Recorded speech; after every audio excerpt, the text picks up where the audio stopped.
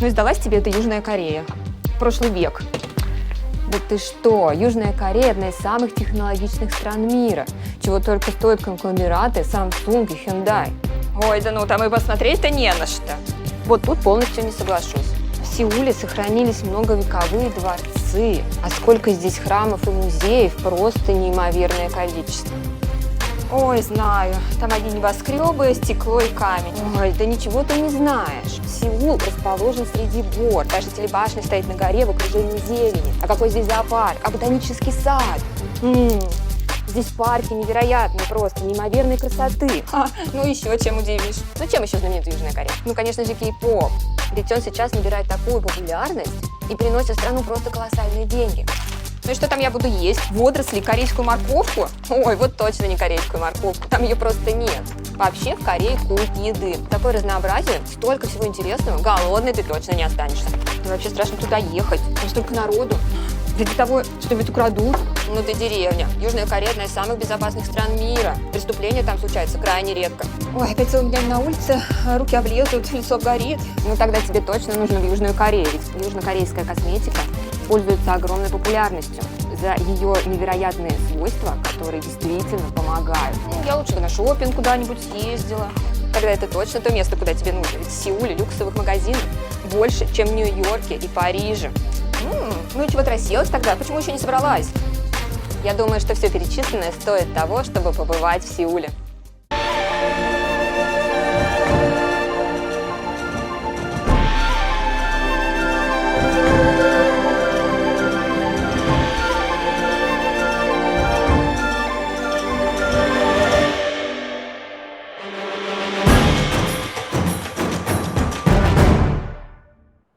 Мы начинаем серию выпусков о Сеуле. Городе, в котором мы проведем 2 недели, и каждый день мы будем узнавать много нового и интересного об этом захватывающем городе Южной Кореи. Мы посетим самые интересные и удивительные места, покажем, где вкусно покушать, что необычного происходит в городе и какие странности нас посещают на каждом шагу.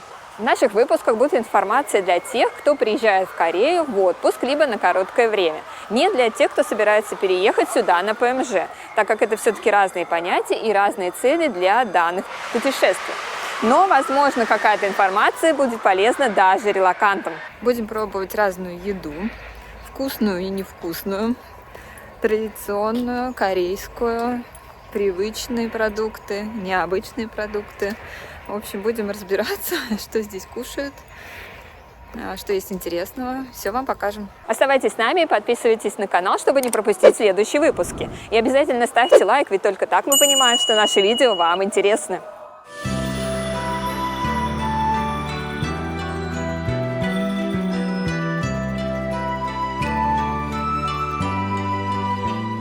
Как вы понимаете, жизнь корейцев сильно отличается от нашей с вами жизни. Они имеют свои традиции, свой жизненный уклад, свои правила поведения и зоны дозволенного. И обо всем этом мы будем рассказывать вам по ходу нашего путешествия по Сеулу. На все дни у нас расписан план путешествий, так называемый travel check. И запланировано все настолько масштабно и грандиозно, что осуществить наш план за такое короткое время вряд ли будет возможно. Но мы постараемся сделать все невозможное, чтобы показать вам все самое интересное и необычное в Сеуле. Остановлюсь на том моменте, что мы не богатые путешественники, а Южная Корея очень дорогая страна. Тем более прилетели мы втроем, а втроем путешествовать всегда дорого. Поэтому здесь не будет фешенебельных отелей, люксовых магазинов, виповых ресторанов или брендовых вещей. Здесь будет все по-простому, а главное по-доброму. Добро пожаловать в Южную Корею. Мы начинаем свой первый выпуск о Сеуле.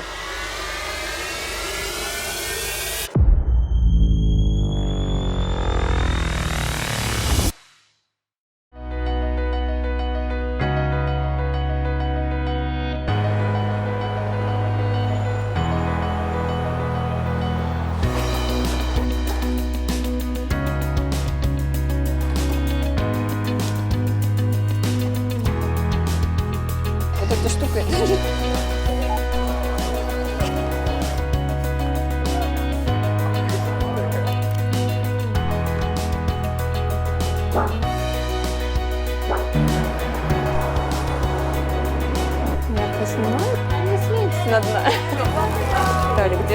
стран.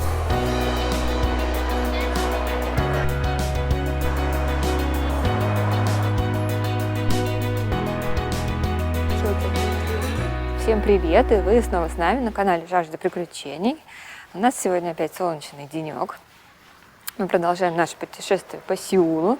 Оставайтесь с нами, будем узнавать много интересного, развеивать мифы, смотреть красивые места. Поэтому не переключайтесь, мы бежим дальше. Сейчас мы находимся в районе, в котором остановились на все время проживания в Корее. Хотя он и располагается на другой стороне реки от центра, нам здесь очень понравилось. Но о нем я более подробно буду рассказывать в следующих выпусках. Ну а раз сегодня хорошая погода, мы решили погулять. Поэтому мы отправляемся в самый известный парк Сеула. И увидим одну из самых высоких башен, которая является, по сути, символом города. Говорят, там очень красиво, ну, по крайней мере, по картинкам в интернете это точно так. И мы попробуем убедиться в этом сами. А пока мы идем на метро, по пути мы заглянем в одно из мест, которые пользуются большой популярностью в странах Азии. Все мы знаем, что люди в Америке и в Европе стирают вещи в прачечных самообслуживания. Нам это часто показывают в фильмах. А вот на Востоке прачечные тоже пользуются высоким спросом. И для такого высокого спроса есть ряд причин. Это и невозможность установить стиральную машину в маленькой квартире, и соображение экономии, из-за скорости и удобства. Ну, заодно можно перекусить, поработать и пообщаться с друзьями. Говорят, что в Корее самый лучший интернет. И даже вот в прачечных у них есть Wi-Fi. Практически везде есть Wi-Fi. Ну-ка, экстра антибактериальный сколько стоит? Вот цена. Так, а если 30 килограмм? 30 килограмм подороже. Посмотрим, сколько сушилка стоит. 40 минут еще сушилка. Слушай, это сушилка тоже дороже, чем стирка. То есть это сушилки, да, это стирка. Я думала, все вместе. И стирает, и сушится. Угу. Прикольно, чистенько очень, да, так? И, ну, не замызганные такие, достаточно, ну, новые. Да. Можно стирать ботинки, деревья и собак. Обувь не допускается. Это что не допускается. В общем, это нельзя стирать. Собак нельзя стирать. Деревья нельзя стирать тоже. Ковры и мягкие куклы запрещены.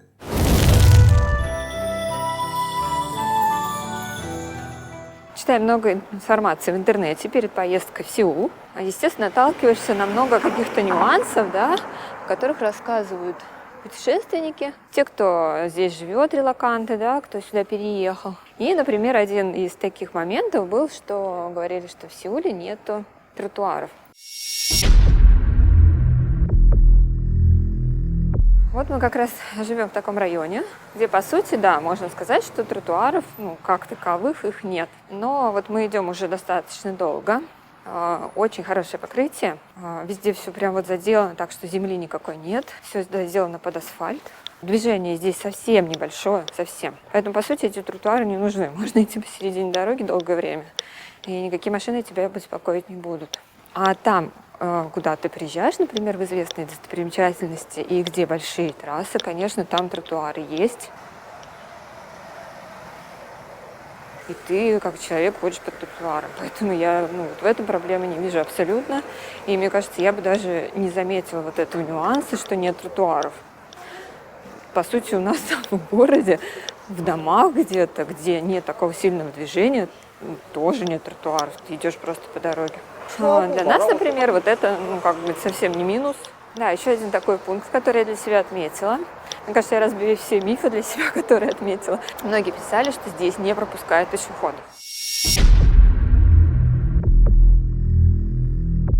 Ходим мы много, переходим много дорог, но я не заметила такого, чтобы не пропускали пешеходов. Не знаю, возможно, это касается туристов, может быть, они видят, что мы туристы, и поэтому стараются там как-то быть вежливыми, возможно, или что-то в этом роде. Но нас пропускают. Нас пропускали там, где нет, соответственно, конечно, светофора. То есть, если есть светофор, ты просто стоишь и ждешь. Где светофора нет, то тебя пропускают. Потому что я, например, с камерой иногда не вижу, да, что там кто-то заворачивает, хочет проехать, поэтому нас пропускают. То есть и мотоциклы, и машины, и серьезные машины там на BMW, на Мерседесах. То есть люди достаточно вежливые и пропускают, если ты идешь по пешеходному переходу, даже если ты идешь не по пешеходному переходу. Поэтому вот этот пункт я для себя тоже отметила, что он не сошелся с тем, что в основном пишут в интернете. Итак, первая наша отправная точка начинается от станции Джамсил. Выйдя со станции, вы просто не сможете не заметить огромный небоскреб Lotte World Tower. Корпорация Lotte является одним из крупнейших южнокорейских конгломератов. Основана она была японским бизнесменом корейского происхождения в 1948 году. В Корее широко распространена форма финансово-промышленных групп Чеболь.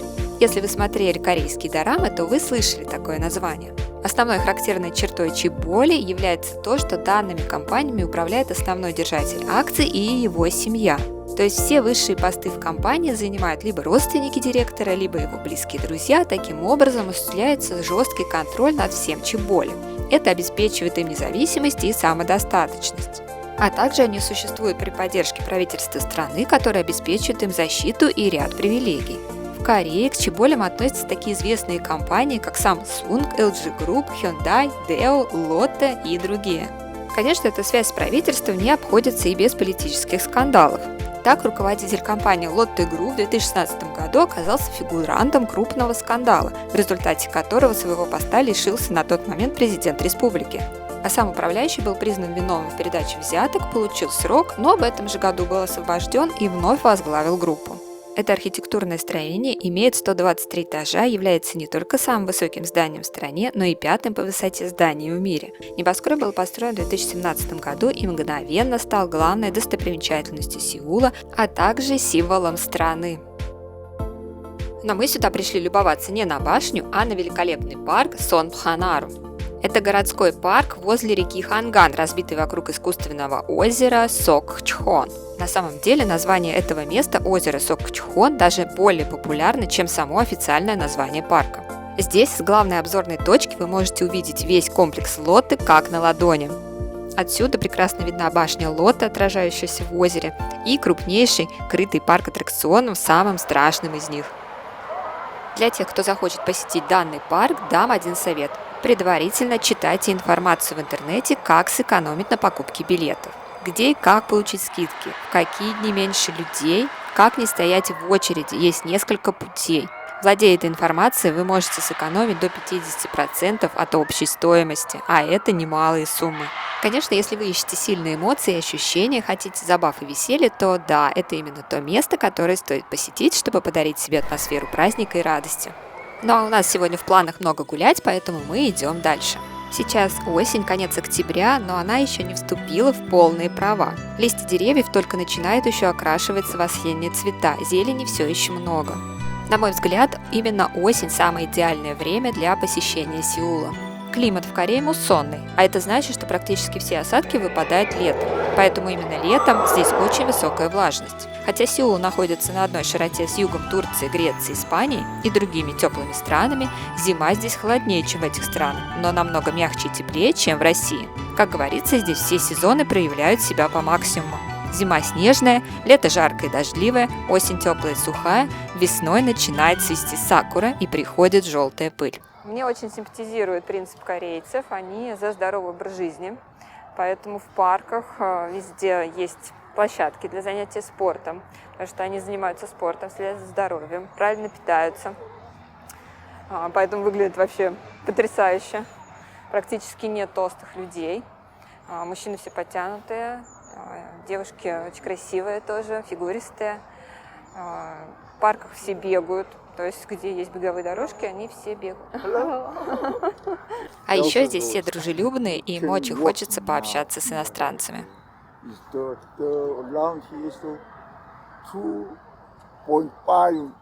А уж без комплиментов из Южной Кореи ты точно не уедешь. Thank you. I know. You are very strong. You are strong man. Thank you. Can we make a photo with you? 1, 2, 3, smile. One more. Okay. I live in this apartment. I'm now working every day here. Every day? It's good. Да, it's good. I'm old. No, not at all. I old people. Young people. Yeah, Oh, You was young. 40 years. 14 years, yeah, 17, 8. I'm strong man? No. yeah. This is the very quiet. Quiet, no crowd. Yeah, sky is clear today. Have a nice day. Have a nice day. Have a nice day. Have a nice day. Nice day. Take care of. Мне кажется, что милее людей я просто не встречала. Вокруг озера проложена беговая дорожка примерно 2,5 километра. Парк пользуется большой популярностью, и даже в будние дни здесь достаточно многолюдно. Но вы даже не представляете, что здесь будет, когда зацветет сакура. Парк превратится в сказочный лес, и его будут атаковать местные туристы со всего света. Начнется фестиваль цветения сакуры. Но простите, что ввожу вас в заблуждение, цветение вишни в Южной Корее называется подкот, так как сакура – это все-таки японское название. Цветение вишни начинается в Южной Корее в конце марта, и весь апрель Сеул утопает в цветах. Несмотря на то, что Сеул является городом-миллионником, один из самых густонаселенных городов мира, здесь проживает более 9 миллионов человек, но он на самом деле кажется таким тихим и спокойным, несмотря на такое количество людей. Людей много, но здесь так тихо. Ты не слышишь, вот, знаете, кричащих каких-то людей. Между собой они очень тихо разговаривают. У них телефоны даже стоят на беззвучном режиме. Они не слушают музыку громко, ну, то есть без наушников. Они не смотрят фильмы без наушников. В метро очень тихо разговаривают, либо просто сидят в телефоне. И если брать вот эти вот посторонние шумы, так скажем, природные, да, и технологичные, то, мне кажется, вообще будет очень тихо. Очень забавно, интересно. Не ожидаешь, наверное, такого увидеть, услышать. И даже несмотря на то, что вот мы сейчас гуляем в парке, да, идет большое количество людей, он расположен по кругу, то есть дорожка по кругу, идет в одностороннем движении, то есть ты двигаешься только в одну сторону, и все люди идут в одну сторону, никто тебя не обгоняет, не толкает, то есть ты ни на кого не натыкаешься, они тебя всегда пропускают, они там стараются тебя не задеть, если обходят. Вот нет вот этой вот суеты какой-то постоянной, то есть ты идешь спокойно, гуляешь, расслабленно, тебя ничто не напрягает абсолютно здесь, несмотря на то, что это азиатская страна, да, то есть Сеул и, возможно, вся Южная Корея очень сильно отличается от других азиатских стран в этом плане. Это очень здорово. Ты не ощущаешь себя здесь, вот именно прямо вот в азиатской стране, такой как Таиланд, например. Потому что в Бангкоке ты просто не знаешь, как тебе где пройти, тебя могут везде подрезать, тебя могут везде пихнуть там как бы. Потому что люди там такие суетливые, они куда-то бегут, торопятся, им все равно там толкают, а тебя нет. То есть здесь очень комфортно находиться и совершенно другие ощущения, несмотря на то, что да, это азиатская страна.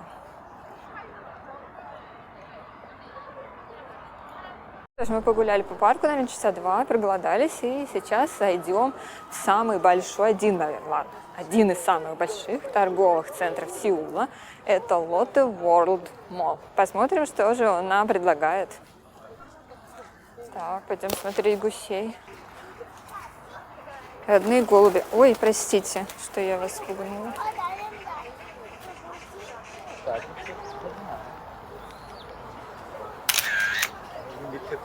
Я предполагала, конечно, что в Южной Корее любят проводить всевозможные мероприятия, но даже в моих смелых фантазиях я не могла представить, насколько все масштабно. За 2 недели, которые мы провели в Сеуле, мы попали на несколько мероприятий, поучаствовали в них, посмотрели даже пару концертов. И это все совершенно случайно, а главное бесплатно. То есть ты просто идешь по улице, начинаешь слышать музыку и оказываешься на каком-нибудь концерте местной кей-поп-группы. А в парках так вообще каждый день новые ивенты. В Сеуле ты точно не заскучаешь, здесь знают, как тебя развлечь, но об этом позже. Наверное, вы наверняка слышали такое понятие, как культ еды. Так вот, это точно про Южную Корею. Здесь невозможно остаться голодным. Еды много, и она на любой вкус и кошелек. А на фестивалях можно перекусить совершенно бесплатно. Даже если вы поблизости не видите никакого кафе, то наверняка рядом есть продуктовый магазин. И в нем обязательно будет готовая еда. Причем вкусная и хорошего качества. Вот так в Корее все просто. Купил еды в 7-Eleven, погрел, вышел на улицу и сидишь, чилишь. Вот эти особенно вкусные штучки у них. Называется кимбап. Так, что мы тут имеем? У нас здесь колбаска, рис, котлетки. Вот это точно острое, потому что все, что в красном, это 100% острое. Куриные вот такие вот наггетсы. Не знаю. Салат. Вот это яичница. Кимчи. Ну, естественно, кимчи. Как без кимчи в Корее? Так, попробуем. Что будем пробовать первое? Что-нибудь острое? Это мясо.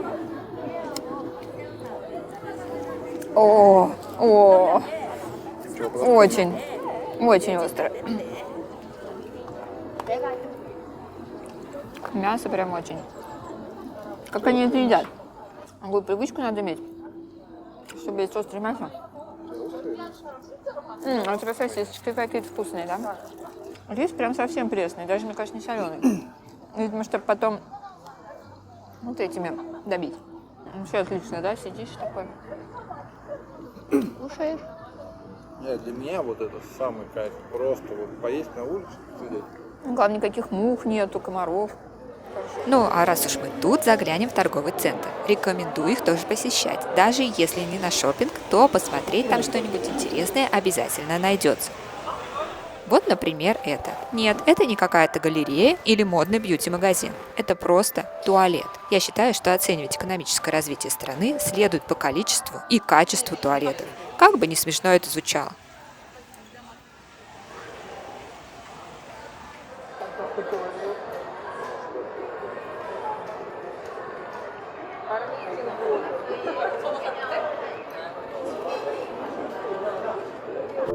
Хансон во времена Корё, Ханьян во времена Чосон, Кёнсон в годы японского правления, Сеул в настоящее время. Сейчас столица страдает от чрезмерного парка автотранспорта, переизбытка офисов частных компаний и государственных учреждений. Поэтому в 2002 году было предложено перенести столицу Республики Корея южнее. Был разработан огромный план осуществления этого, запланирован 50-миллиардный долларовый бюджет и даже выбрано место. И ожидалось, что новая столица примет правительственных чиновников уже в 2012 году. Но, к сожалению или к счастью, но до сих пор Сеул так и остается столицей Южной Кореи. Даже несмотря на то, что все-таки часть министерств и ряд государственных агентств перенесли в так называемую административную столицу Сичжон, что в 120 километрах к югу от Сеула, подальше от северокорейской границы, что в свою очередь создало неудобства для правительственных чиновников и управления страной. Поэтому возможно, что этот план будет в итоге все-таки доведен до конца, и Сеул будет уже играть иную роль финансового, культурного и делового центра, как, например, в США Вашингтон и Нью-Йорк, в Турции Анкара и Стамбул, а в России Москва и Санкт-Петербург.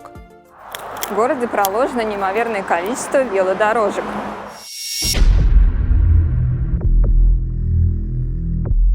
Причем они достаточно протяженные, то есть по ним можно ехать, и они пересекаются друг друга. Какие-то закольцованы по кругу, то есть для велосипедистов здесь просто рай. Даже говорят, что построена велосипедная дорога от Сеула до Пусана. В городе на каждом шагу встречается что-то интересное и необычное. Конечно, первое внимание всегда обращаешь на какие-то интересные кафе и рестораны. Они там готовят, внутри, понятно. Еще один интересный факт о Корее. Здесь потребление кофе превышает потребление риса. Кофейни просто здесь на каждом углу.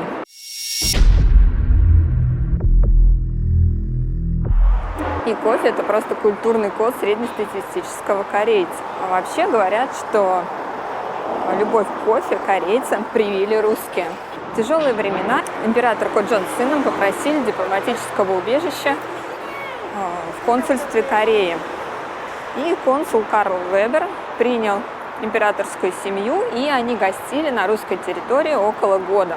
Именно там император пристрастился к кофе. Долгое время этот напиток был недоступен для обычных людей, но со временем приобрел огромную популярность и до сих пор растет, особенно среди молодежи. Да, и вот если вы гуляете по Корее, тут, не знаю, 1 из 10, наверное, человек будет идти с баночкой кофе. В принципе, я не пью кофе, но я обязательно его здесь попробую, потому что мне интересно, насколько это кофе отличается от того, что готовят у нас.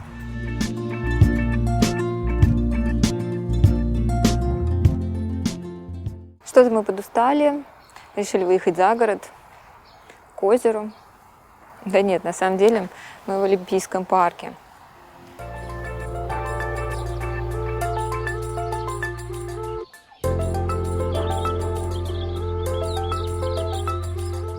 В 1988 году Южная Корея принимала у себя Олимпийские игры, и по этому случаю здесь был возведен Олимпийский парк.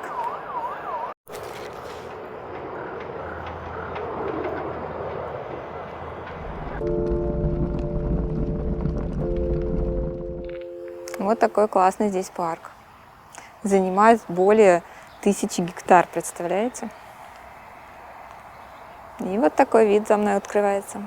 Может быть, по причине того, что к концу дня мы уже слишком устали, да еще и птички на меня накакали. Поэтому не скажу, что этот парк стал моим любимым. Но он заслуживает внимания. Во-первых, потому что здесь огромная территория с разноплановыми местами для отдыха. Здесь находятся площадки для проведения мероприятий и концертов, велосипедные дорожки, водоемы и много зелени. А парк, который запал нам в душу, я покажу в следующих выпусках. Я думаю, многим интересен этот вопрос по поводу собак в Корее.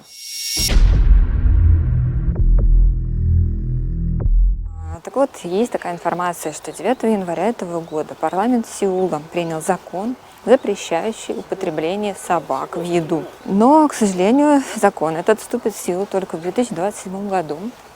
Поэтому здесь есть 3 года на ликвидацию этой индустрии. И то, что она будет ликвидирована, не остается никаких сомнений, потому что корейцы, в принципе, всегда соблюдают законы, они очень законопослушные.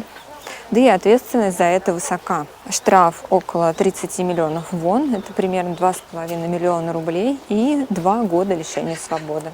Поэтому разведение собак, употребление их в пищу, разведение на убой и продажу будет здесь скоро запрещено полностью. Вообще, корейцы еще те любители поразвлечься. Поэтому практически на каждом шагу они придумывают какие-то квесты, бродилки и загадки, чтобы было чем себя занять на досуге. И вот это один из таких примеров. Если вам совсем нечем заняться в Корее, вы можете пройти в Олимпийском парке Stamp Tour.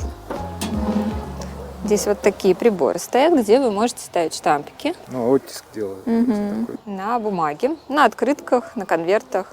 Выбирайте сами на чем. И вот так вот потихонечку все проходите пункты и собираете штампы.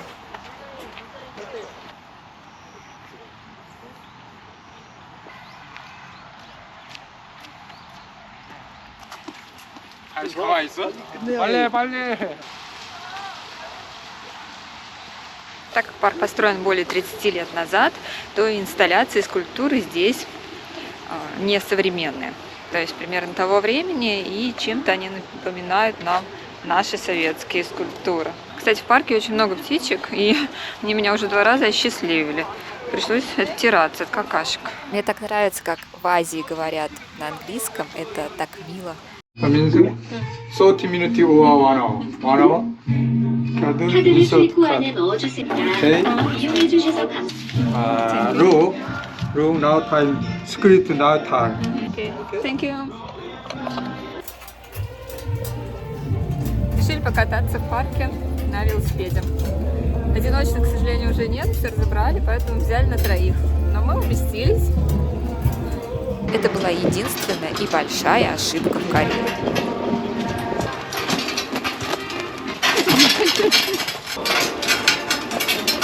Не забывай тормозить там. А чем тормозить? Тоже он катался. Так, мы сейчас будем с горки съезжать аккуратно. Педалить на этой тяжелой махине оказалось трудно. Ехать медленно скучно, все гремит, скрипит. Основная велодорожка, которая была изображена на карте, была перекрыта. В итоге мы потратили кучу времени, чтобы найти объезд По большому кругу, потому что там закрыто. Поездка вышла очень утомительная, не советую данный вид транспорта. Берите одиночные велосипеды, это намного круче. Сегодняшний день подошел к концу, поэтому мы едем домой, и ужинать мы тоже будем дома. Сейчас покажу чем. Но не удивлю. У нас тут под боком есть магазин, поэтому мы вечером покупаем продукты. Более привычную нам еду. Сегодня у нас макароны. И вот такие уже готовые котлетки мы купили. Можно было, в принципе, купить не готовые. Но эти на где-то 100 рублей, если на наши русские перевести, подороже, чем не готовые. Да и готовить как-то было лень. Кстати, котлеты у них очень вкусные. Рекомендую обязательно попробовать, если будете сами готовить, либо, да, вот такие уже готовые купить. И попробовать рекомендую. Ну, там реально мясо. Конечно, Сеул заведомо по ожиданиям был хорош, и мне не терпелось здесь побывать, но ожидания в итоге оказались сильно занижены. Столица Кореи действительно впечатляет. Сеул не совсем похож на привычную Азию, здесь все по-другому, чисто, безопасно, красиво и комфортно. Хотя я все-таки считаю, что ехать в Южную Корею стоит только при наличии подлинного интереса к стране, ее культуре и образу жизни. Поездка ради галочки вряд ли принесет удовольствие. А мы не прощаемся с вами, подписывайтесь на канал, чтобы не пропустить следующие выпуски. Скоро увидимся!